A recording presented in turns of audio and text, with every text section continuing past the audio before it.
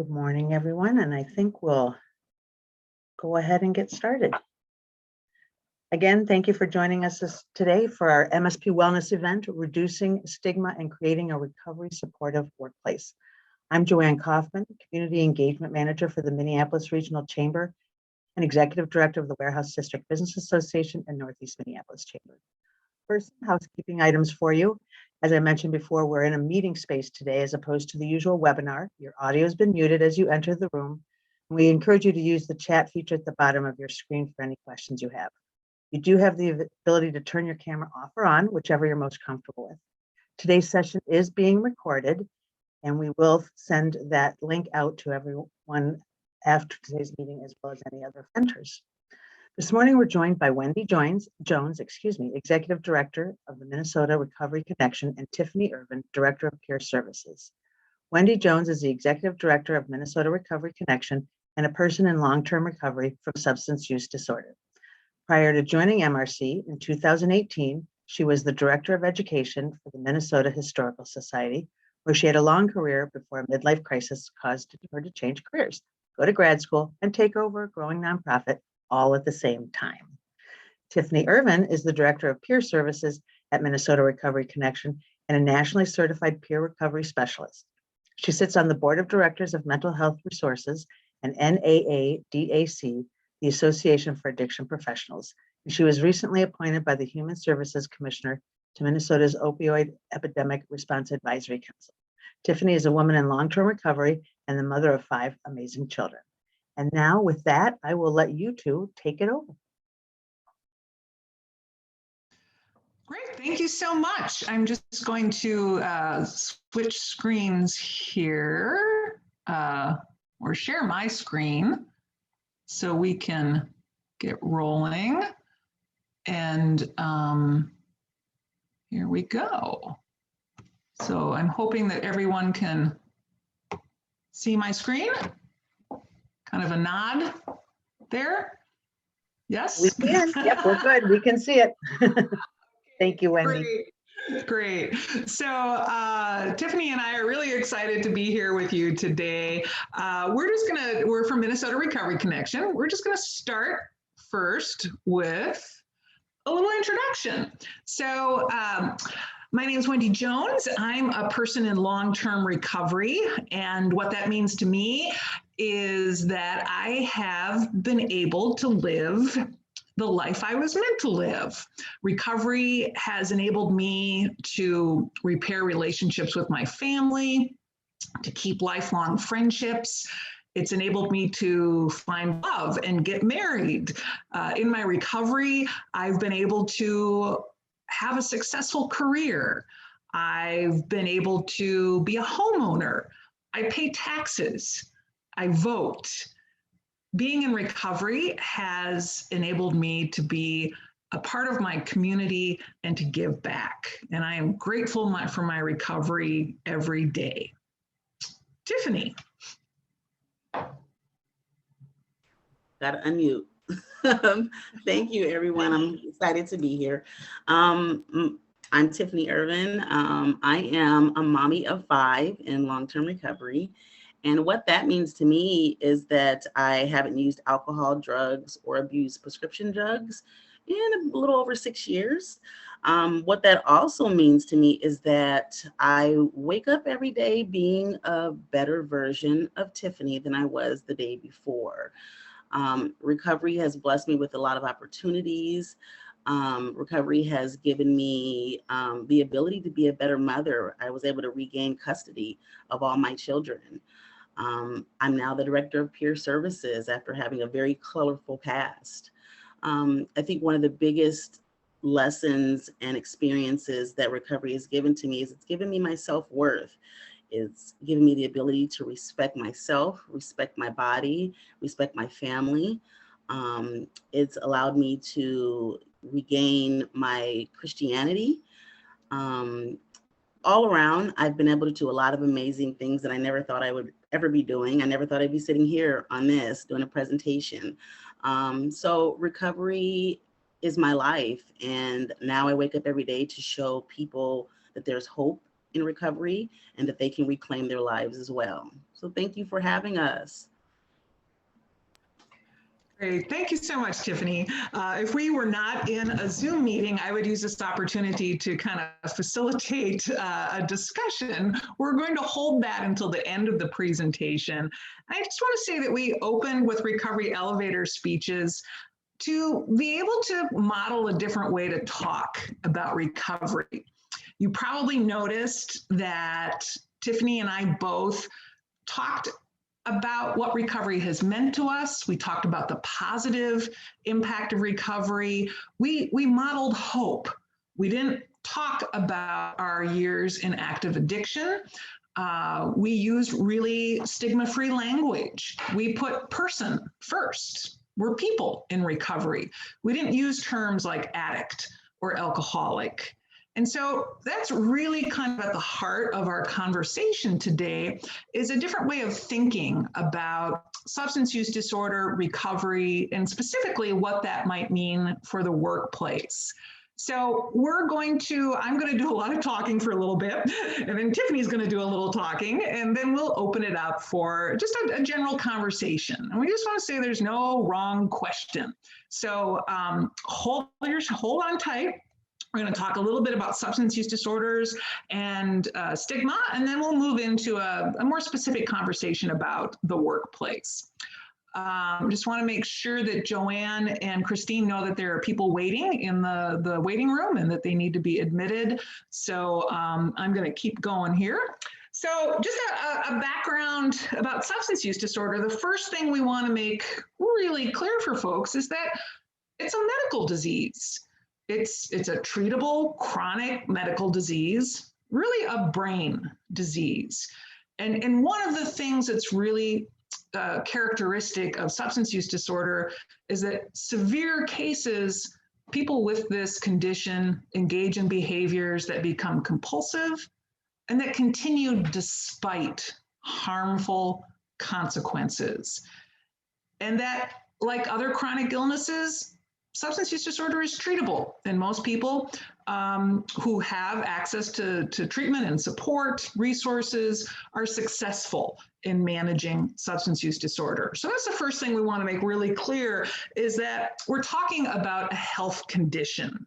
And like other health conditions, there's a real range for substance use disorder. So it's not like one size fits all. So not everyone, if they're experiencing a substance use disorder, is at the same level. There's from being at risk all the way to a severe addiction. And like other chronic illnesses like cancer, you want to try to catch substance use disorder early. There's a real misconception in our society that someone has to hit rock bottom before they can get help. And just imagine if we said you couldn't get help for cancer until you were at stage 4 or stage 5. And so that's a paradigm shift in thinking about substance use disorder. It's a range. The other thing we want people to really think about is, what are the factors that cause substance use disorders? There's a lot of misconceptions and mystery around this. We want to talk about that openly. There's really three sort of basic, three overall categories. One is biological. Your genes, men are more likely, your gender, men are more susceptible to substance use disorders than women. Another factor is the environment in which you've experienced. So things like experiencing trauma, particularly verbal abuse, physical abuse, sexual abuse, being in an environment where substances are heavily used, your peers, these are all contributors to developing a substance use disorder. And then there are certain psychosocial factors, people with depression, people with post-traumatic stress, people with mental illnesses are more likely to be at risk of developing a substance use disorder. And one thing that is pretty well documented is that about 40 to 60% of the risk for developing a substance use disorder is actually genetic. So genes are really an important thing to consider. And we talk about this because the one thing we really want to make clear is that moral failing is not a cause of substance use disorder. We just want to make clear that many of us choose to use substances, but only some of us develop substance use disorders. Addiction's not a personal choice. I can guarantee you that Tiffany and I never sat down one day and said, hey, I want to have a substance use disorder when I grow up. I want to get in huge debt. I want to lose my kids. These are not things that you make a choice about. And so over the course of an adult's life, actually, there's about 30% of adults have met the criteria for a substance use disorder at some point in their life. So it's not a moral failing, it's not a choice. We all have a choice in how we manage our illnesses and manage our diseases, but the choice to have that disease is not one that we make. So just to wrap up on that part, we really want folks to know that substance use disorder is a health condition, and recovery from that is not just possible, it's probable. With the right support and resources, most people can and will recover from substance use disorder. There's actually over 22 million Americans who are currently in long-term recovery. That's over 9% of the population. So why don't more people recover? Why is 1 out of every 10 Americans currently suffering from a substance use disorder? The biggest factor behind that is really stigma.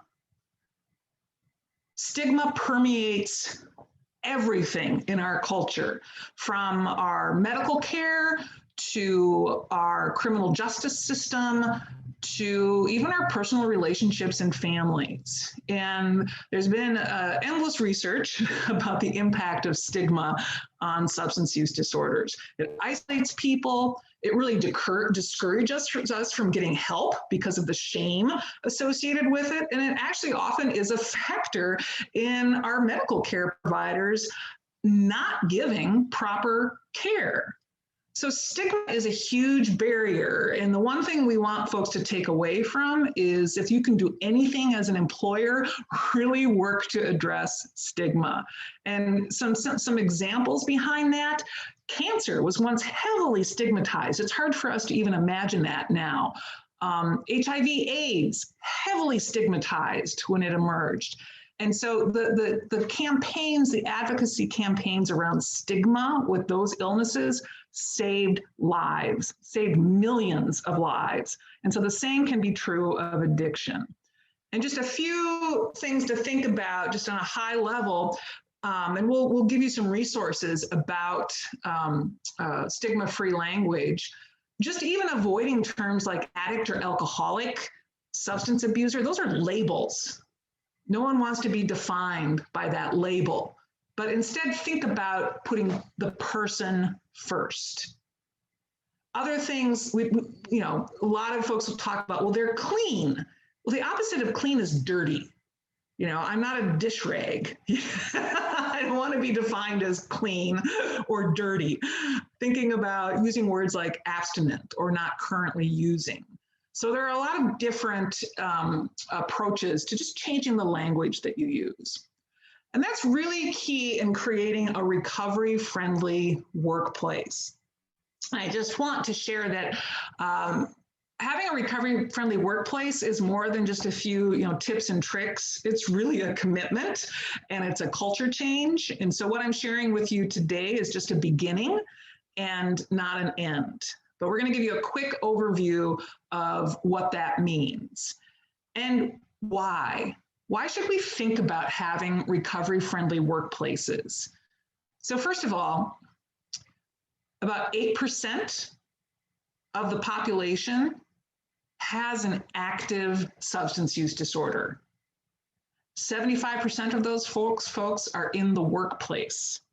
So it's highly likely that in your workplace, either someone is currently experiencing a substance use disorder, or they are a family member of someone experiencing a substance use disorder. When you factor in family members, it's likely that a third of the population is affected by a substance use disorder in a very immediate way. And the cost to American employers is $81 billion a year. That's a cost in terms of lost wages, of not lost wages, but lost work time, losing talented employees, having to retrain people, healthcare costs. So it's a pretty significant cost for employers. And so a recovery-friendly workplace is really creating that environment where not only people who are currently in recovery, but those who are impacted by substance use disorders, those who are experiencing a substance use disorder or are a family member, where they can thrive, be well, find help. And it really sheds a light at the end of the day on wellness, safety. These are core workplace values. And it demonstrates a commitment to really reducing that stigma again. So a few tips about a recovery-friendly workplace. I sort of came up with a cheesy acronym here, SAFE. But a few things to think about. Provide support, advocate, follow up, and educate. So thinking about this kind of SAFE model, how you can provide support in the workplace. We really think it's critical to normalize recovery. It's a health condition. Substance use disorder is a health condition. So like you might make other resources really visible and accessible about different health conditions, do the same with substance use disorder. Talk about it openly. Be really conscious about your social events as an employer. Thinking about, does every social event have to have alcohol? One thing that's really critical, don't ask someone, hey, why aren't you drinking? Alcohol is the only drug that people typically have to explain why they're not using it. Minimizing gossip, it's a health condition again. Using that stigma-free language and really encouraging employee support groups. And again, I'll give you more resources about all of this, but think about how am I embedding support into the workplace? The other thing is to advocate. You can play a really, really critical role as an employer in normalizing recovery, in reducing stigma, in helping save lives. And so as an organization, as a business, participate in community recovery events. We've got one coming up that we want you to participate in, the Walk for Recovery. September is National Recovery Month. We would love to have your business be a sponsor, have a table at the event, encourage your employees to participate. It's a great festival celebrating recovery. Be proactive. Don't wait for someone to hit rock bottom. And always modeling that hope and really being open-minded in hiring is another way that you can help change the status quo. And I talk about that because often people with substance use disorders, many of us have had a criminal record. And so the statistics are staggering. Nearly 65% of people who are incarcerated meet the criteria for having a substance use disorder.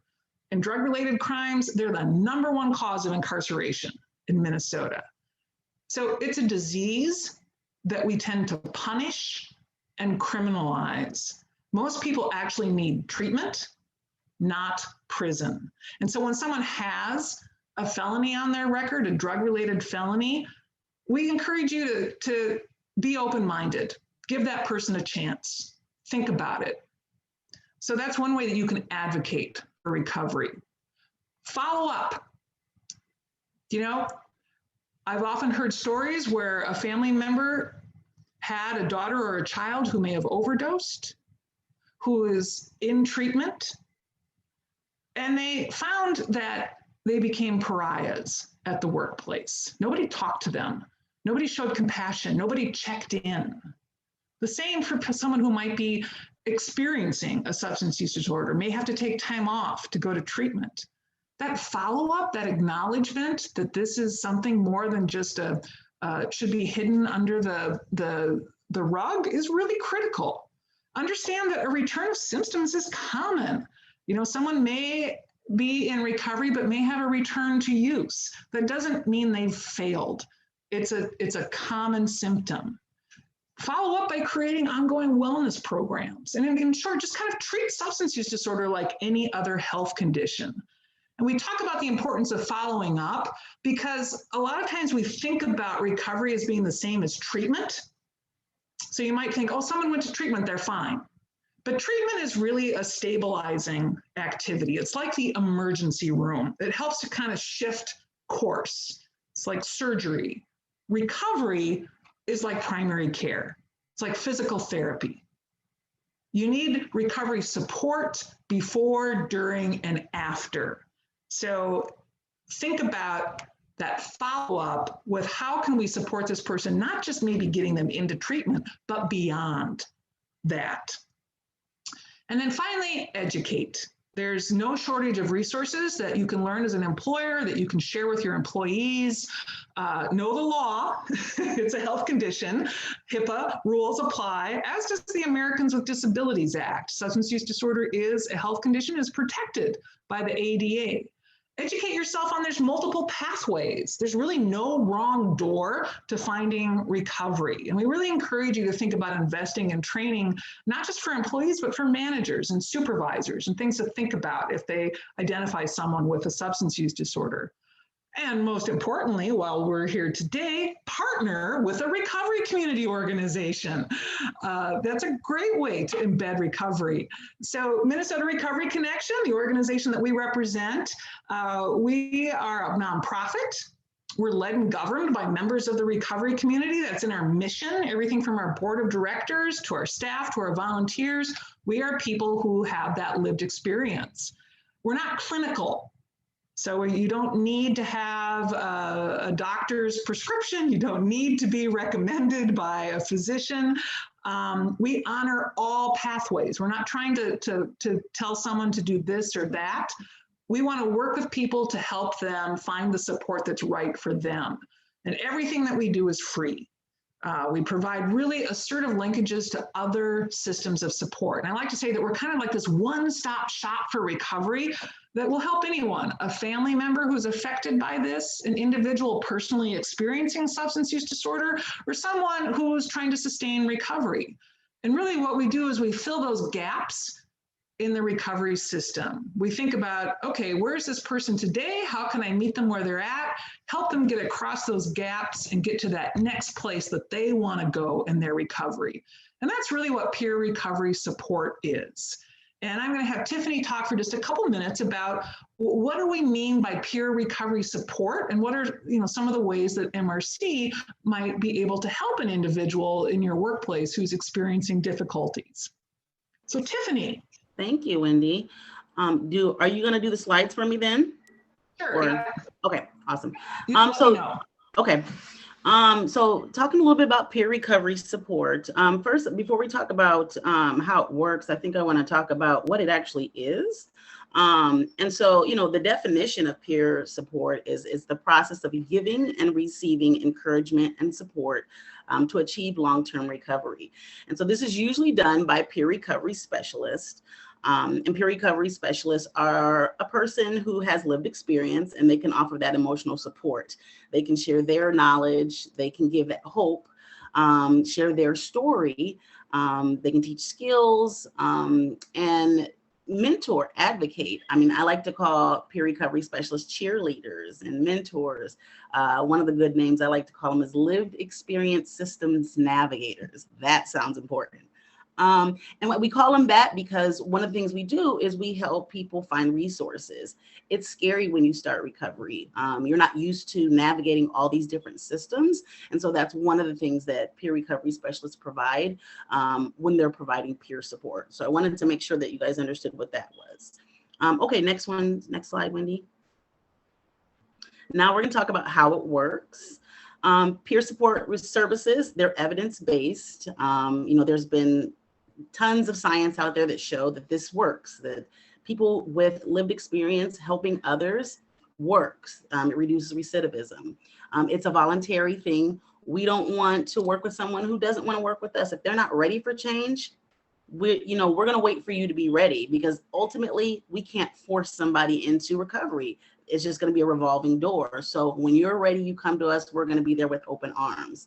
I think Joanne said in my bio, I'm a nationally certified peer recovery specialist. And I actually do have a minimal caseload, but then I also supervise peers as well. So it's amazing on my part to be able to see both sides of it, to be able to coach my workers, but then on the flip side, also be able to be out there, boots on the ground in the community, working with, participants. It's mutual and reciprocal, give and take. There's no hierarchy.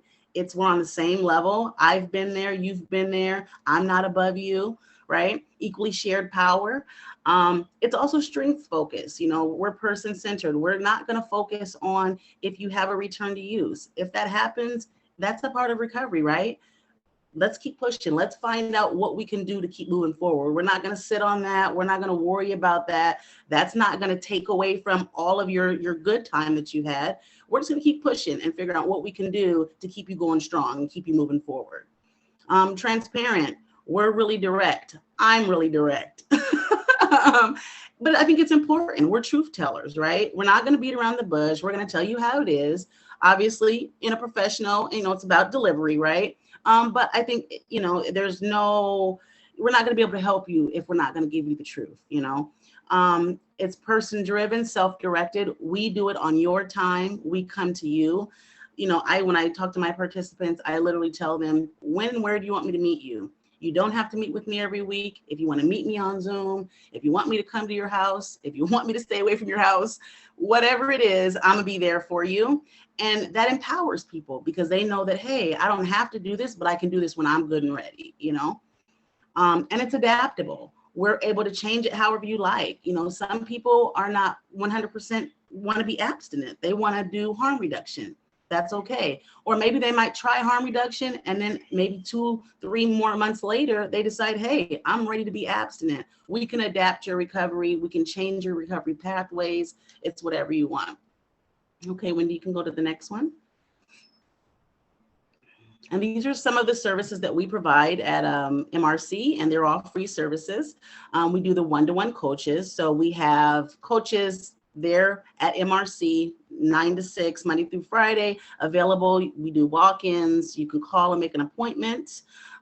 We also do recovery navigation. Same thing. We have AmeriCorps navigators that do recovery navigation, provide resources. You can give them a call as well. We have a huge volunteer base at MRC. So we do telephone recovery support, where our volunteers come in and make phone calls weekly to people who sign up for those services. So if you're interested in a weekly phone call, or someone that's interested in that weekly phone call, we call you, check in. It could be a 10-minute phone call. It could be an hour phone call. It's whatever you need. All recovery meetings, that's our form of meetings. I love these because they focus on the 8 dimensions of wellness. And so we sit around in a circle and we say, hey, how are you today from 1 to 10, spiritually, physically, mentally? And then we ask if you'd like feedback. And so I think it's a little different way to do a meeting, but I enjoy it. And I think it's super helpful for a lot of people. And then it's also not anonymous. We definitely want to, if you want to be anonymous, we can provide that for you. But we want to, personally, I shout to the hilltops about my recovery. But remember, talking about recovery provides hope. These are some of the programs. Some of these programs I supervise, mobile SUDs, that we try to provide peer recovery support services in non-traditional environments, right? So mobile SUDs, we provide peers out in the community, in ERs. Beyond backgrounds, we provide peers in housing. Children and Family Services, that's with CPS. North Memorial Paramedics, we provide peer support. They go out and they will partner up with a paramedic and meet people at their homes, which I think is pretty cool. That's one of our newest programs. Forensic peer support. That's with justice involved populations. So those who might have probation or parole in their background or are actively still incarcerated, we'll provide peer support for them. And then treatment court, drug court, we provide peer support in that area. And we are open to all other programs as well. Wendy's keeping me busy, trust me, you guys. The next slide, Wendy. Oops, I think I hit the wrong button here. There we go. Yeah, so Tiffany, this is just kind of, we're wrapping up here. Thank you, Tiffany. Just the big picture of what we do is we want to remove stigma. We want to model hope. I cannot model hope enough without Tiffany and her son here. We want to connect people to supportive communities of recovery. And we really want to promote self-efficacy, as Tiffany talked about. We're not here to do things for people. We're here to do them with people. And our ultimate goal is for people to do things for themselves. And so just to wrap up, we're going to share this presentation with you. There's a lot of links in here. There are a lot of recovery-friendly workplace programs. Unfortunately, Minnesota doesn't have a statewide initiative. We'd love to start one, but just don't have that capacity right now. But there's a really good toolkit. I highly recommend the one from Connecticut, the Connecticut Recovery Friendly Workplace Toolkit. And I've added links to some other initiatives that are about providing recovery-friendly workplaces. Minnesota does have an opioid economic response employer toolkit. It's pretty specific to people with opioid use disorders. We've got some links here for direct support for anyone. So these are things you can recommend to your employees, your managers, yourself. Obviously, we are a resource. We really want to be out there to support you and partner with you. I put a link to Twin Cities Recovery Project. They're another recovery community organization like us in the Twin Cities, but they're really culturally specific. So very much supporting the African American community. Anyone is welcome to participate in Twin Cities Recovery Project initiatives, but they do specialize in the African American community. It's governed, led, run by leaders from the recovery community who are African American. Mark Jonigan is the CEO. Fast Tracker is an online resource produced by the Department of Human Services and the state, really about connecting people to specific resources like treatment. In the Rooms is kind of an online resource for all different kinds of recovery support groups. So that could be everything from AA to Smart Recovery to all recovery meetings. There's a lot of different flavors of recovery support. And then there is the SAMHSA National Hotline or Helpline for substance use disorder. I've also included a lot of educational resources here. I really encourage you to check out the Addictionary, which is a link towards the bottom. That's a great resource for thinking about different language to use, a stigma-free language. And then the Recovery Research Institute is one of my favorite sites too. They just have a lot of good information there about recovery. It's out of Harvard and really easy, accessible information. So those are some educational resources, and obviously contact us, visit our website. We would love to work with you. So I am going to stop sharing and we'll just we've got time for conversation now. And again, I've asked Joanne and Christine to share this slide deck with you, and there are lots and lots of links embedded in there. Thank you so much, Wendy and Tiffany. This was really fascinating information. I notice, that the terminology substance abuse disorder, and that seems to be a real shift away from addiction, alcoholic, all of those terms that we're used to using. Is that helping for people to see this more as a disease than a weakness, or however substance abuse disorder might have been perceived before? Yes, absolutely. And so substance use disorder is a term that we prefer, and that recovery Recovery Research Institute site that I have the link for has really wonderful, accessible studies about the impact of language and the impact of language in a lot of different contexts. So Okay. both within the public and with medical providers. And so there's actually a really key study where people were presented as having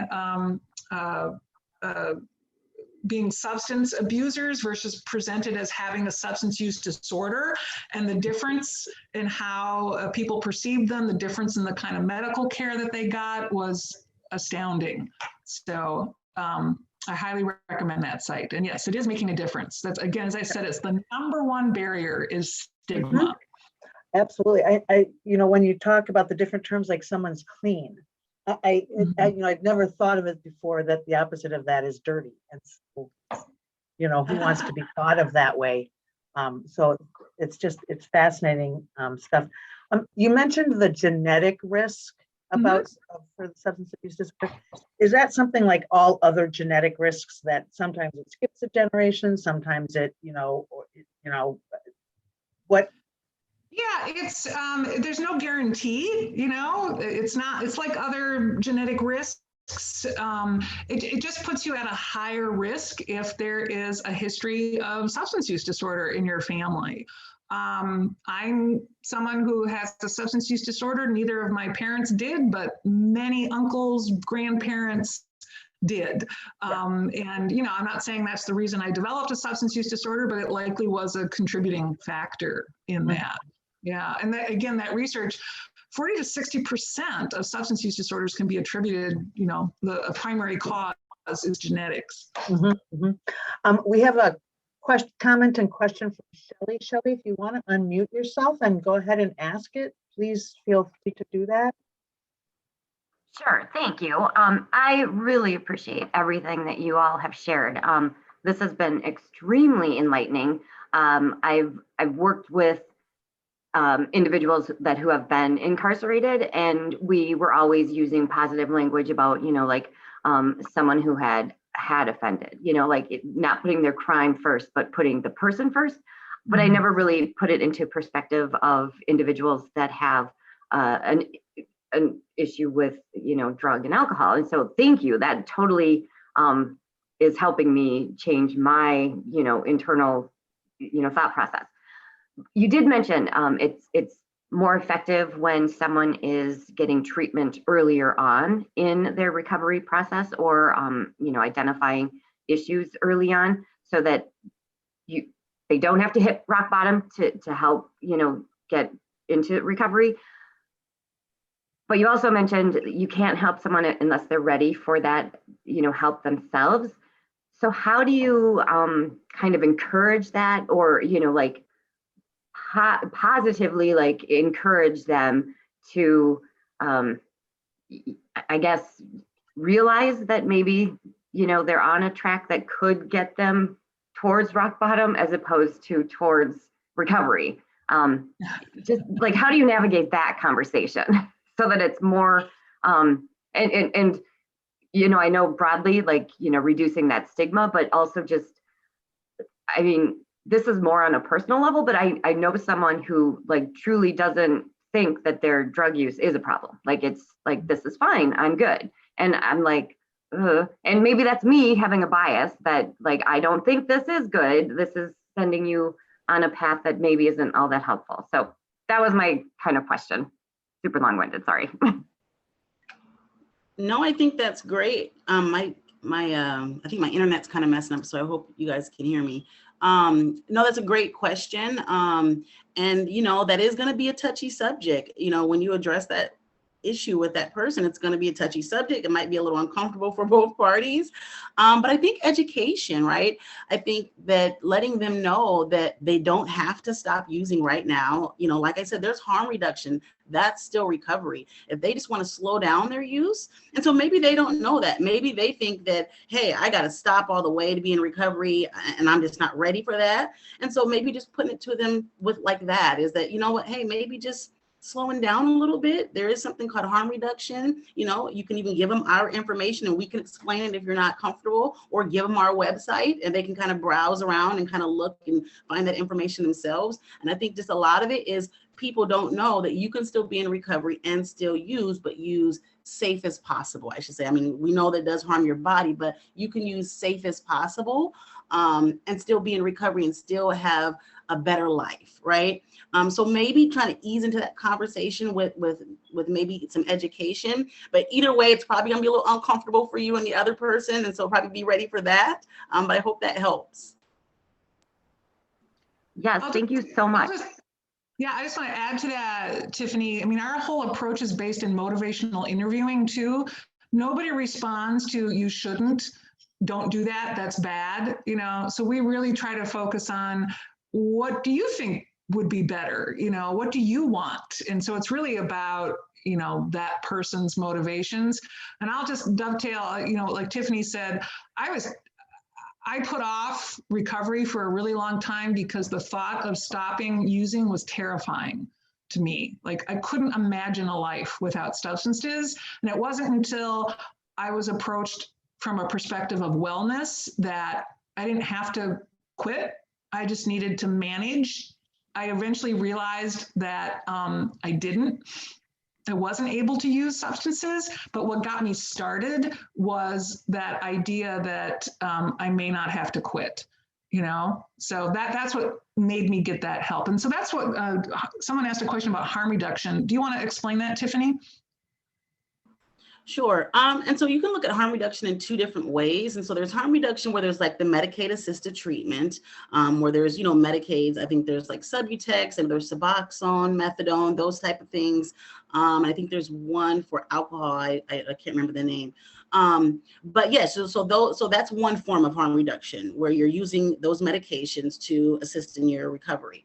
Another form is just slowing down. Is just, you know, some people who might have used crack or heroin, they used marijuana as well. So they're going to stop using crack, the hard stuff, and they're just going to use marijuana just to kind of keep them level or keep them however they need to feel. That's considered harm reduction too. They're eliminating one of the things that is really affecting their health, right? And even though they're still using, they're using more responsibly. Harm reduction also could be, hey, I'm going to use, but I'm not going to use around my kids. I'm not going to use before I go to work. I'm only going to use on the weekends, right? So it's just trying to create that wellness in your life by, you know, eliminating a little bit of that substance use, but just trying to do it as safe as possible, if that makes sense. Yeah, it's about compassion too, and it's about improvement. I mean, the so much we talk about, like, has to be, you know, abstinence or nothing. You got to be, you know, sobriety or nothing. And it's taking a bigger picture. It's what's an improvement, you know, treating that person with compassion. Mm-hmm. So would the goal of harm reduction be to ultimately stop any substance abuse? I mean, it is, you know, we've all heard, you know, if you're an alcoholic, you just can't drink. Or if you're a, you know, a crack addict, you can't use, you know, if you're an opioid addict, you can't use any opioids, whether you have surgery and you're in pain, all those things. So is that the goal ultimately of harm reduction? Or can substance abuse, people who suffer from substance abuse disorder really truly use in a safe manner? It's to each their own, you know. I mean, there are some people that do drink and they can drink, and their ultimate end goal is not to completely be abstinent, and that's okay. And if they're able to do that, that's okay, and we can't judge them on that, right? We're just going to support them through that, and hopefully they can, you know, stay in a safe sense of health, because, you know, of course, all these substances are going to affect our body at some point. And I think, you know, if someone who continues to use, I hope they would come and get peer support so that we can just walk along with them and make sure that they're as safe as possible. But no, if they want to continue to use for the rest of their lives, I mean, I have a participant where she said she's going to smoke weed until she dies, and that's just what it is. And I can't judge her. I can't change her. As long as she's using it as safe as she possibly can, she's not getting pulled over and going to jail, then that's all we can do. And I'm not going to judge it. And as long as she's living her life happy, there it is. So yeah, it's different for everybody. Yep, perfect. Thank you. There's a question from Jordan. Jordan, if you want to unmute yourself and ask. Sure. Thank you for this presentation. It's been so helpful. I just had a question about providing support in work environments where most of your staff are in a helping profession, where there seems to be an extra layer of stigma, like that folks should be better before providing that support, or they should be doing better. And seeking help as a helper is extra challenging, it seems. So any advice or guidance on that? I'm sorry, my internet kind of kept cutting in and out. I didn't hear the whole question. So it was about people who work in helping professions and kind of, I think about that stigma of self-care, right? So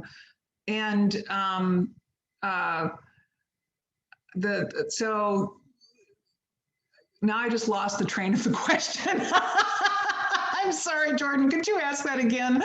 For sure, no problem. So just how do you help kind of deal with in the workplace that extra layer of like professional stigma that seems to exist for people who work in helping professions? So, case managers or therapists, like how do you manage that? There's the sense that you have to, be better or be doing better in order to be providing the work that you do. So there's an extra layer of like, I can't do this professionally, or I can't reach out for help professionally.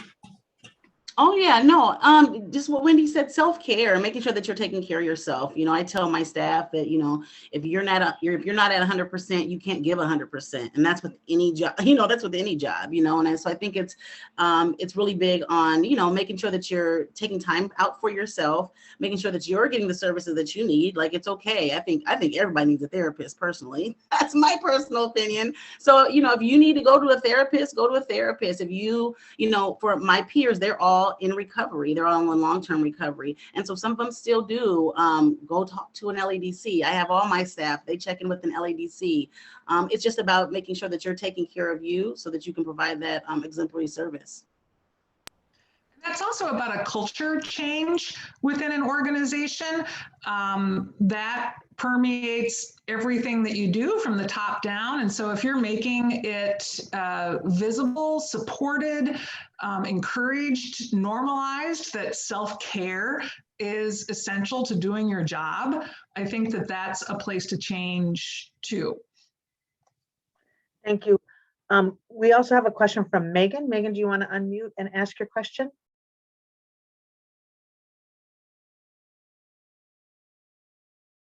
I'll go ahead and ask it for her. I've worked in a number of workplace environments that drive celebrations toward happy hours. I sometimes feel that the language used around such workplace events, referencing drinking behaviors, wine, cocktails, etc., are isolating for those who don't drink. Any suggestions for what language you encourage workplaces to use to ensure inclusive events where people who don't drink also feel well?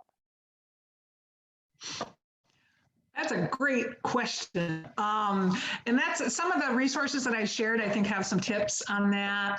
But the first thing is, when you plan those events, consider the audience. It's likely that a third of your employees are somehow affected by substance use disorder. Either, again, personally, they're in active addiction, they have a family member.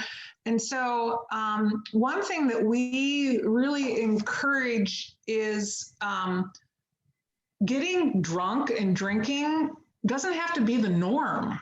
There's this weird thing in our culture, like I said before, where we have to explain why we're not using this drug.